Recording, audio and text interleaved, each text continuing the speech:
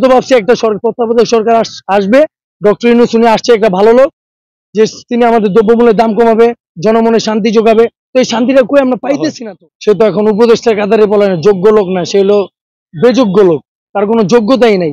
যোগ্যতাহীন, সে একটা স্টুডেন্ট ছিল, ভার্সিটিতে পড়াশোনা করছে, ঠিক আছে মানলাম, সে হোস্টেলে খাইছে, ঘুমাইছে, হয়তো দেশের জন্য, দেশের মানুষের জন্য একটা আন্দোলন করছে, আন্দোলন আমরাও করছি, সেও করছে, সে তো একা করে নেই।